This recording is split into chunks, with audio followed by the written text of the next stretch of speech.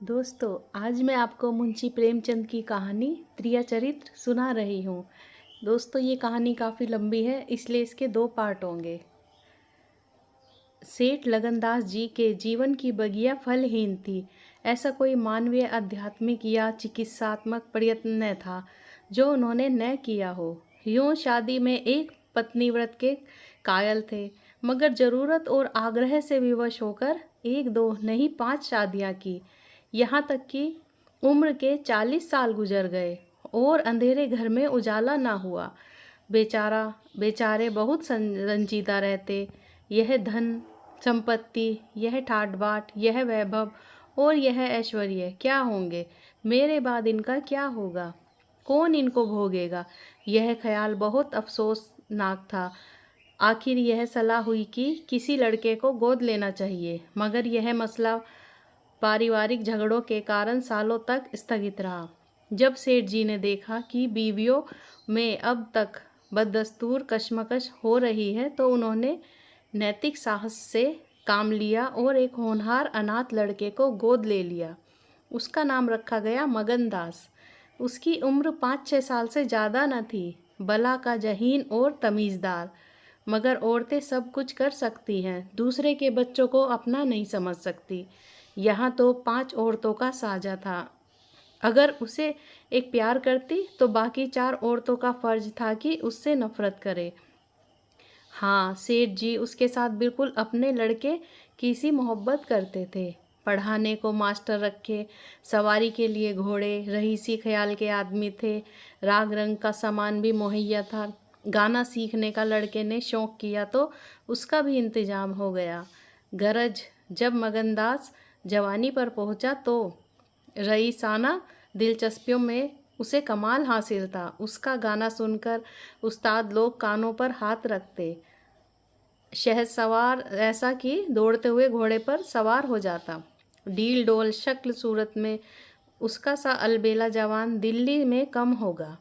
शादी का मसला पेश हुआ। नागपुर के करोड़पति सेठ मक्खन लाल बहुत लहराए हुए थे। उनकी लड़की से शादी हो गई। धूमधाम का जिक्र किया जाए तो किस्सा वियोग की रात से लंबा हो जाए। मक्खन लाल का उसी शादी में दिवाला निकल गया। इस वक्त मगनदान से ज़्यादा ईर्ष्या और योग्य आदमी और कौन होगा? उसकी ज़िंदगी की बहार उमंगों पर भी और मुरादों के फूल अपनी शबनमी ताजगी में खिल खिलकर हुस्न और ताजगी का समा दिखा रहे थे। मगर तकदीर की देवी कुछ और ही सामान कर रही थी। वह सैर सपाटे के इरादे से जापान गया हुआ था कि दिल्ली से खबर आई कि ईश्वर ने तुम्हें एक भाई दिया है। मुझे इतनी खुशी हुई कि ज़्यादा अरसे तक जिंदा ना रह सकूं। तुम बहुत जल्द लौट आओ। मगनदास के हाथ से तार का कागज़ छूट गया और सर में ऐसा चक्कर आया कि जैसे किसी ऊंचाई से गिर गया हो। मगनदास का किताबी ज्ञान बहुत कम था, मगर स्वभाव की सज्जनता से वह खाली हाथ न था। हाथों की उदारता ने, जो समृद्धि का वरदान है, हृदय को भी उदार बना दिया था। उसे घटनाओं की इस कायापलट से दुख तो जरूर हुआ, आखिर इंसान ही है, मगर उसने धीरज से काम लिया और आशा और भय की मिलीजुली हालत में देश को रवाना हुआ। रात का वक्त था। जब वह अपने दरवाजे पर पहुंचा तो नाच गाने की महफिल सजी देखी। उसके कदम आगे न बढ़े। वह लौट पड़ा और एक दुकान के चबूतरे पर बैठकर सोचने लगा कि अब क्या करना चाहिए। इतना तो उसे यकीन था कि सेठ जी उसके साथ भी भलमनसी और मोहब्बत से पेश आएंगे, बल्कि शायद अब और भी कृपा करने लगे। सेठानियों को अब उसके साथ गैरों करसा बर्ताव न करेंगी। मुमकिन है कि मंझली बहू, जो इस बच्चे की खुशनसीब माँ थी, उससे दूर दूर रहे, मगर बाकी चारों सेठानियों की तरफ से सेवा सत्कार में कोई शक नहीं था। उनकी डाह से वह फ़ायदा उठा सकता था। उसके स्वाभिमान ने यह गवारा ना किया कि जिस घर की मालकिन की हैसियत से रहता था, उसी घर में अब आश्रित की हैसियत से ज़िंदगी बसर करे। उसने फैसला कर लिया कि सब यहाँ रहना नामुनासिब है, ना मसलहत, मगर जाऊँ कहाँ? ना कोई ऐसा फ़न सीखा, ना कोई ऐसा इल्म हासिल किया जिससे रोज़ी कमाने की सूरत पैदा होती। रईसाना दिलचस्पी उसी वक्त तक कद्र की निगाह से देखी जाती हैं जब तक वे रईसों के आभूषण रहें। जीविका बनकर वे सम्मान के पद से गिर जाती हैं। अपनी रोजी हासिल करना तो उसके लिए कोई ऐसा मुश्किल काम न था। किसी सेठ साहूकार के यहाँ मुनीम बन सकता था, किसी कारखाने की तरफ से एजेंट हो सकता था, मगर उसके कंधे पर एक भारी जुआ रखा हुआ था। उसे क्या करे? एक बड़े सेठ की लड़की जिसने लाड़ प्यार में परवरिश पाई, उससे यह कंगाली की तकलीफ़ें क्यों झेली जाएं?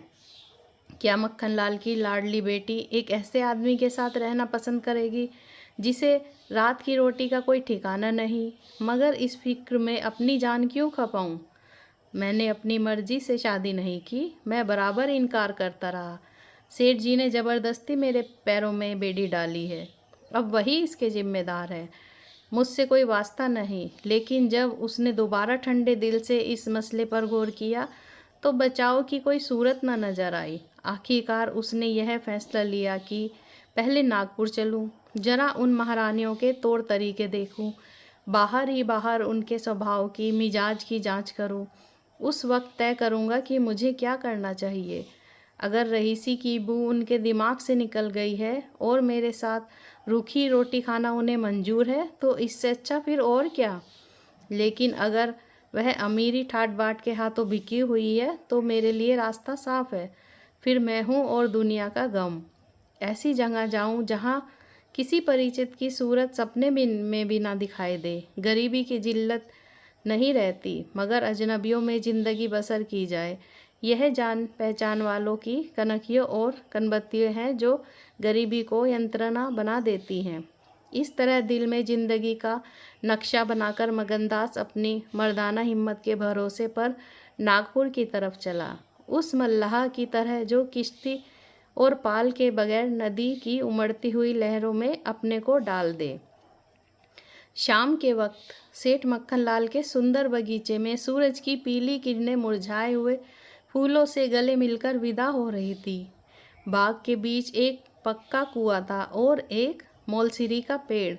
कुएं के मुंह पर अंधेरे की नीली सी नकाब थी, पेड़ के सिर पर रोशनी की सुनहरी चादर। इसी समय एक नौजवान थका मांदा कुएं पर आया और लोटे से पानी भरकर पीने के बाद जगत पर बैठ गया।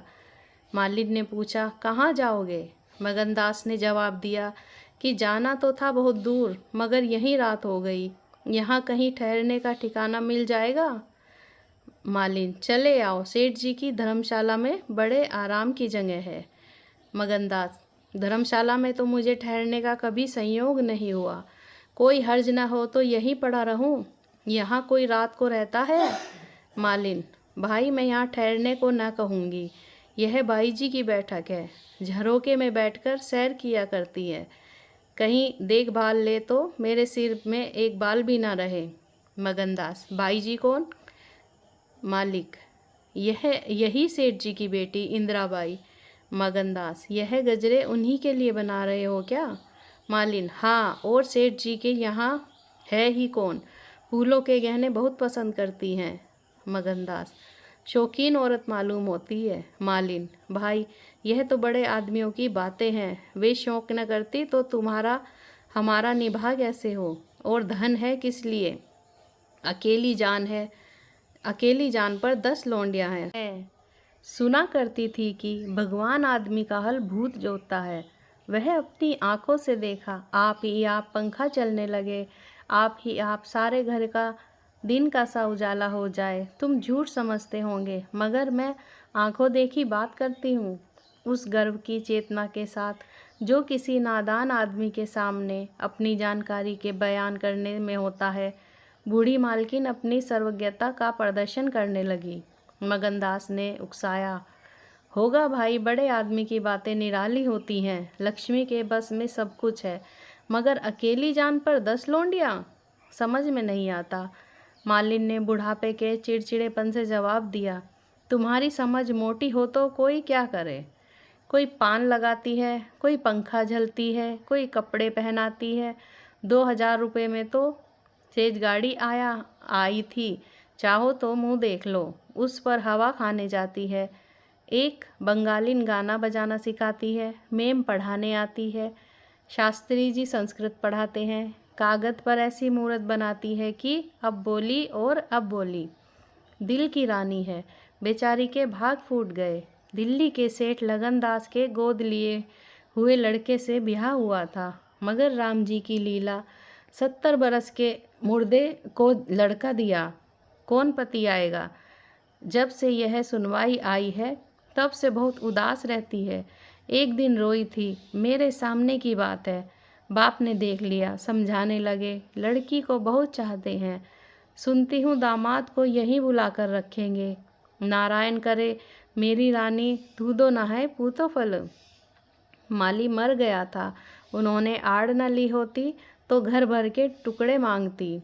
मगनदास ने एक ठंडी सांस ली। बेहतर है, अब यहाँ से अपनी इज्जत आबरू लिए हुए चल दो, यहाँ मेरा निबाह ना होगा। इंदिरा रईस जादी है, तुम इस काबिल नहीं हो कि उसके शौहर बन सको।